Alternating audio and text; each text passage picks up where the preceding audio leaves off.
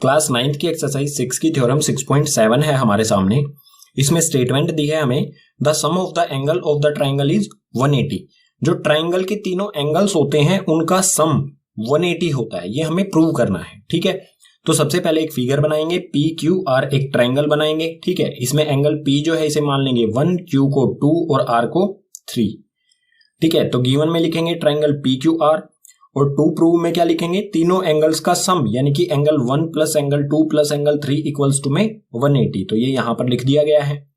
अब प्रूफ से पहले हमें एक और चीज लिखनी होगी, कंस्ट्रक्शन। ठीक है, इसमें हमें कंस्ट्रक्शन करनी है, वो क्या होगी, यहां पर क्या करेंगे, हम एक लाइन ड्रॉ करेंगे। ठीक है, ये लाइन ड्रॉ करेंगे जो पी से गुजरेगी और जो ये लाइन है इसे मान लेंगे हम ए बी। ठीक है, ए बी जो लाइन है पी से गुजरेगी। ठीक है, पी पॉइंट से ये निकलेगी और क्यू आर के पैरेलल होगी। तो हमने कंस्ट्रक्शन क्या किया है, A B line through P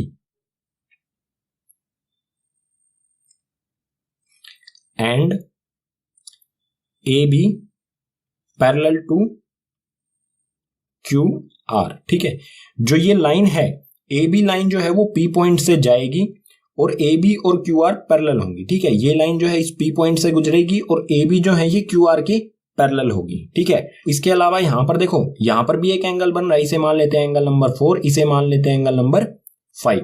ठीक है, सो प्रूफ पर आते हैं। ये ए बी और क्यू आर पैरेलल है और मान लेते हैं ये वाली लाइन जो है हमारी पी क्यू, ये क्या होगी, ट्रांसवर्सल। ठीक है, क्योंकि ये क्या कर रही है, ऊपर वाली लाइन और नीचे वाली लाइन को काट रही है। ठीक है, पॉइंट पर मिल रही है या फिर काटना एक ही बात हो। एंगल 4 और एंगल 2 इक्वल होंगे क्योंकि ये क्या है, अल्टरनेट इंटीरियर एंगल। ये ट्रांसवर्सल लाइन है, एक इसके साइड में ऊपर की ओर बन रहा है और एक दूसरी साइड में नीचे की ओर बन रहा है, तो अल्टरनेट इंटीरियर एंगल। ठीक है, और ये लाइन पैरेलल भी है तो अल्टरनेट इंटीरियर एंगल जो है वो इक्वल होंगे। तो मैं प्रूफ में लिखता हूं एंगल नंबर 2 इक्वल्स टू में एंगल नंबर 4। ठीक है, इक्वल होंगे ये। और एक में मैं लिखता हूं एंगल 3 और 5 इक्वल होंगे, ये भी क्या है, अल्टरनेट इंटीरियर एंगल। तो एंगल 3 इक्वल्स टू में एंगल 5। दोनों का रीजन क्या हो जाएगा, इन दोनों का रीजन हो गया अल्टरनेट इंटीरियर एंगल्स। ठीक है, अब एक एंगल प्रॉपर्टी लगाते हैं। जो ए बी लाइन है इसके पी वर्टेक्स पर 3 एंगल बन रहे हैं, एंगल नंबर 4, 1 और 5। अगर हम इन तीनों का सम करें, एंगल 4 प्लस में एंगल 1 प्लस में एंगल 5 इक्वल्स टू 180 डिग्री होगा, क्योंकि क्या है, ये एक सीधी लाइन पर एक ही साइड में एक ही वर्टेक्स पर बनने वाले एंगल हैं और वो मिलके क्या बनाते हैं, 180 डिग्री। और इसे हम कहेंगे लीनियर पेयर।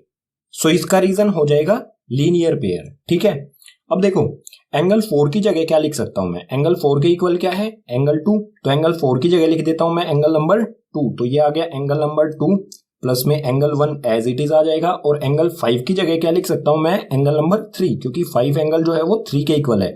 तो प्लस में एंगल 3 इक्वल्स टू में 180। यही हमें प्रूव करना था।